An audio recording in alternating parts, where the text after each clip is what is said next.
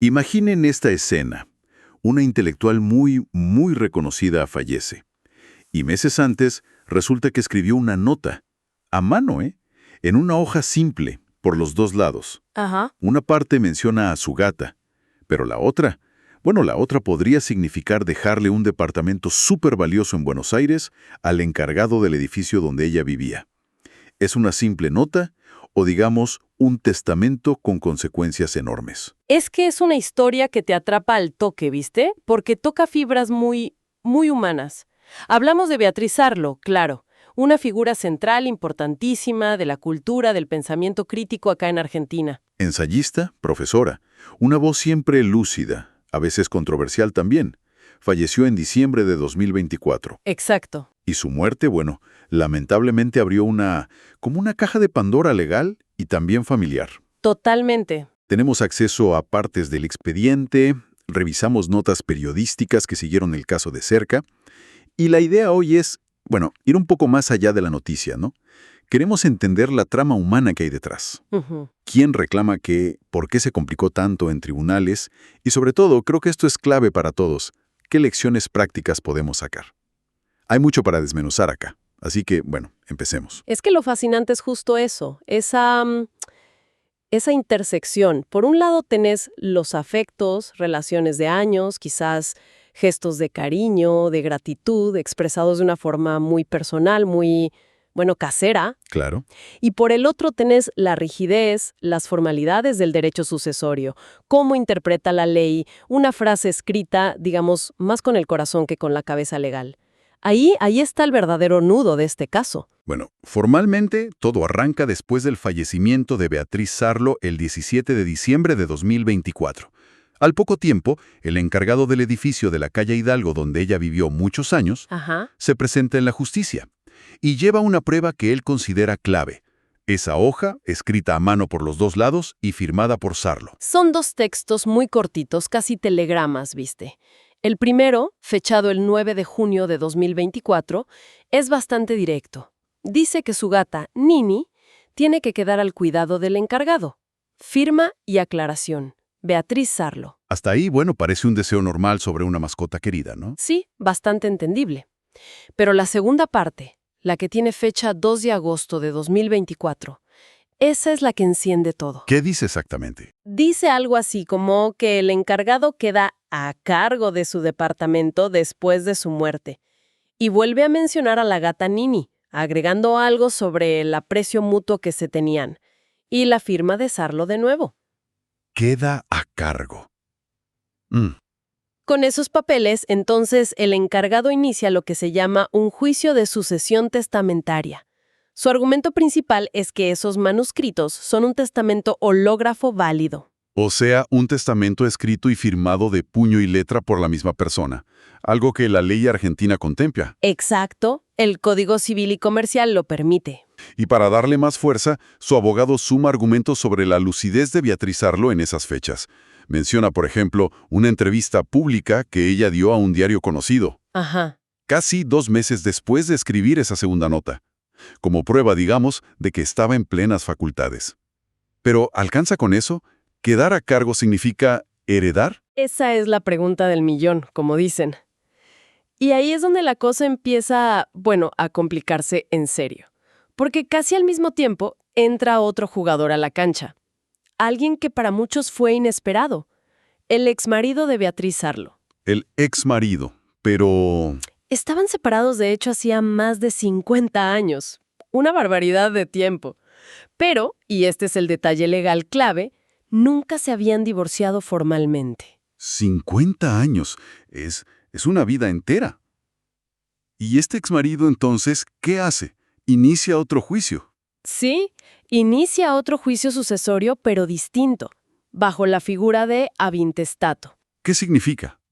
que él argumenta que no hay un testamento válido y que por lo tanto la herencia se tiene que repartir según las reglas generales de parentesco, donde el cónyuge no divorciado en principio hereda. Ah, pero acá choca con lo del encargado y su testamento hológrafo. Exacto. Y acá la ley se pone, bueno, interesante.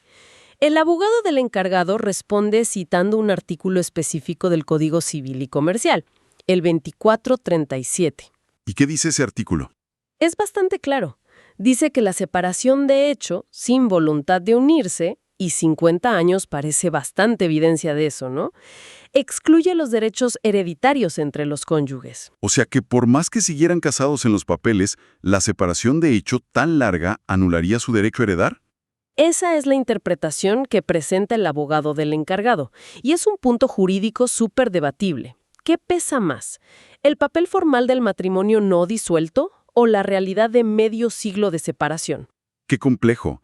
Y cuando parecía que ya teníamos suficientes partes en conflicto, ¿aparecen más? Sí, se suman familiares de Sarlo. Primero, una prima hermana por parte de madre, que vive en Viedma, y al poco tiempo se presenta otro primo hermano, este por parte de padre, un señor de 85 años que vive en la Lucila del Mar. O sea que ahora tenemos al encargado, al exmarido y a dos primos. ¿Y qué reclama cada uno? A ver, el panorama queda así. Por un lado, el encargado. Su reclamo es muy específico. El departamento de la calle Hidalgo donde vivía Sarlo y, bueno, el cuidado de la gata Nini. Que, por lo que se sabe, sigue con él, ¿no? La gata. Sí, parece que el destino de la gata es lo único que está resuelto de facto por ahora. Sigue con el encargado. Bien por Nini. ¿Y los otros? Los otros forman como un frente más amplio. El ex marido y las dos primas. Ellos no van solo por ese departamento de Hidalgo. Reclaman todo. Todo es todo. Todo. El inmueble de Hidalgo, otro departamento que Sarlo tenía en la calle Talcahuano, que usaba más como estudio, los derechos de autor sobre toda su obra, que no deben ser poca cosa, y cualquier dinero que haya en cuentas bancarias. Van por el patrimonio completo. Entonces la disputa es enorme y la clave vuelve a ser esa hoja escrita a mano. Exacto. El foco legal se pone en dos cosas. Primero, ¿es auténtica esa escritura? ¿Es de verdad la letra de Sarlo? Y segundo, y acá está lo más difícil, ¿qué alcance legal tiene lo que escribió?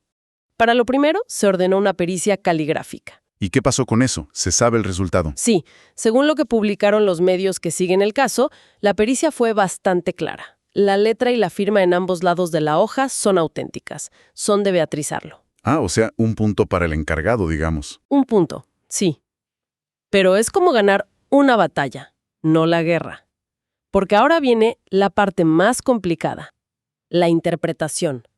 Acá es donde se pone realmente interesante, como decías antes. Claro. ¿Qué quiso decir Beatriz Sarlo, en términos legales, con esa frase, quedas a cargo de mi departamento?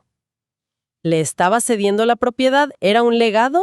¿O era simplemente, no sé, una indicación de que se ocupara de administrarlo, de cuidarlo un tiempo, hasta que se resolviera la herencia formalmente? Es que ahí está el choque, ¿no?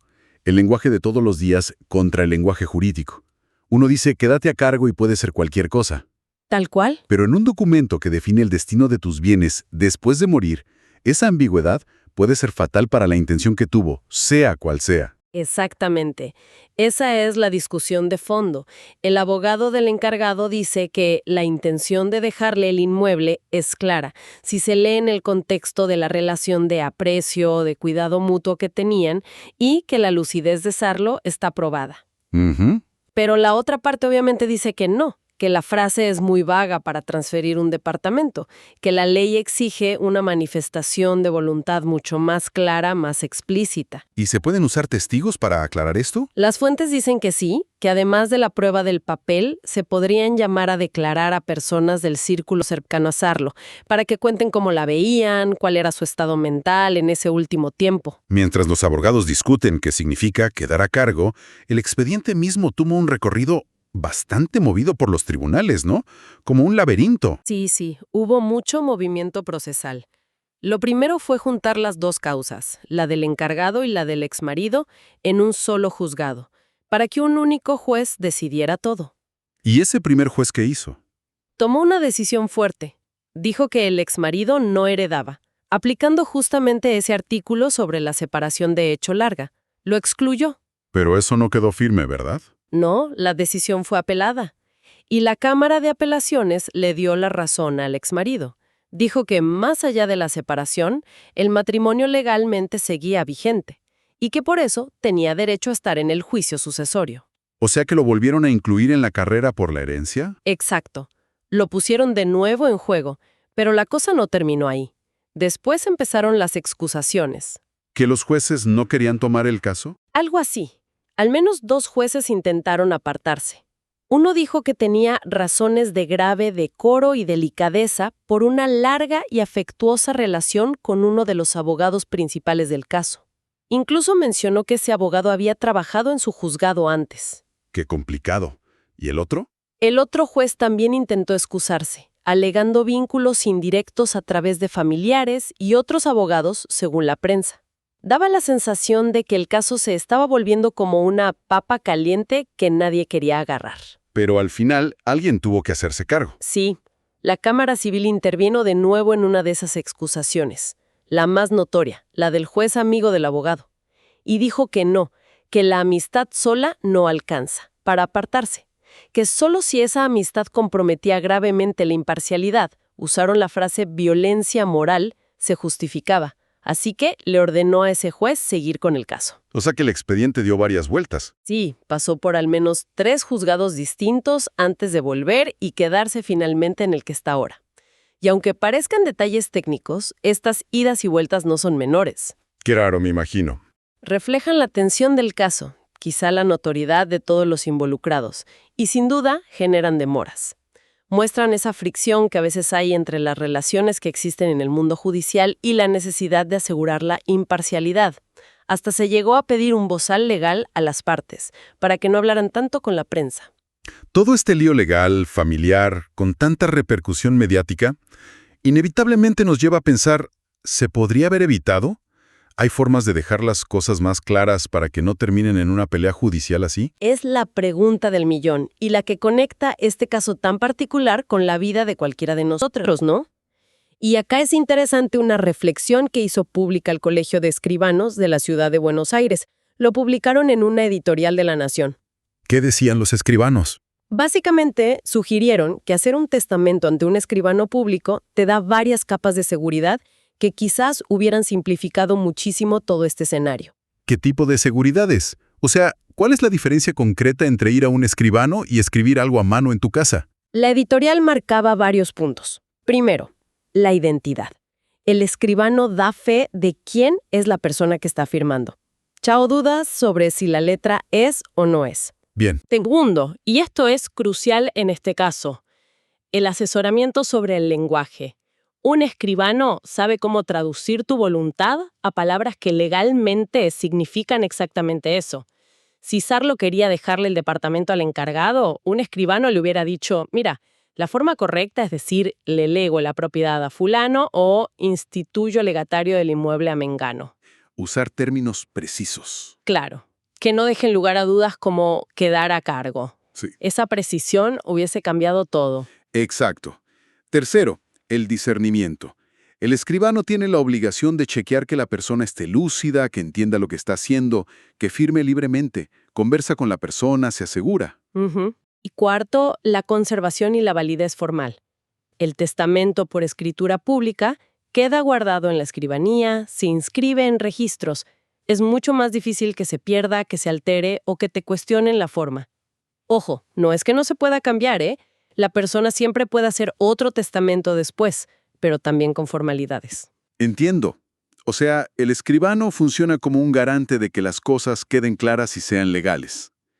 La nota mencionaba también una campaña que hacen los escribanos de Capital, Cuida lo tuyo, donde asesoran gratis sobre estas cosas, ¿no? Testamentos, proteger la vivienda, directivas médicas.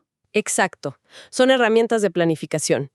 Y este caso lamentablemente muestra de forma muy cruda lo que puede pasar cuando esa planificación falta o es ambigua.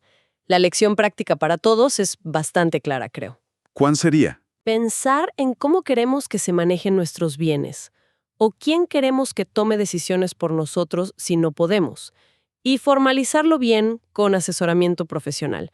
Te puede ahorrar dolores de cabeza enormes, gastos legales y sobre todo conflictos entre tus seres queridos en el futuro.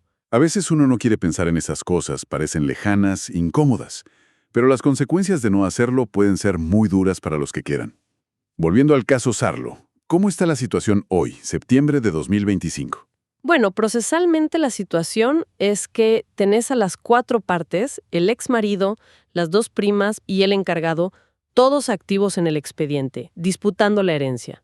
Ya sabemos que la letra del testamento hológrafo se confirmó. Es de Beatriz Arlo. Pero el significado legal de la frase clave, «quedás a cargo», sigue siendo el centro del debate. El caso sigue su curso en el juzgado que finalmente quedó a cargo después de todas esas vueltas. Mientras tanto, los bienes están identificados, inventariados. Esto incluye no solo los departamentos, sino también algo muy valioso, la biblioteca personal y el archivo de Sarlo. Cartas, fotos, manuscritos. Qué importante eso. Importantísimo. Según se supo, ese archivo está resguardado en una institución cultural, y como medida de precaución, hasta se ordenó cambiar la cerradura del departamento principal, el de la calle Hidalgo.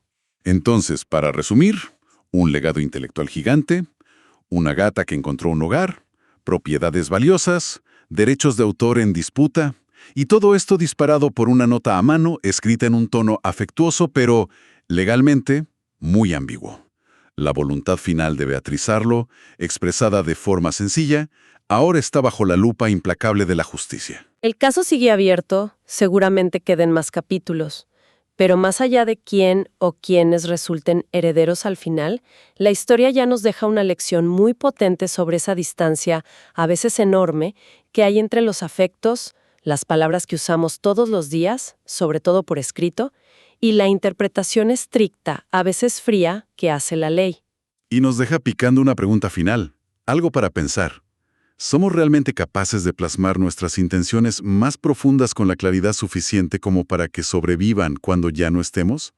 Y sobre todo, ¿qué pasa cuando nuestro lenguaje natural, el de todos los días, el que usamos para el cariño o la confianza, choca de frente con la formalidad de la ley en el momento más definitivo? Una reflexión que creo vale la pena.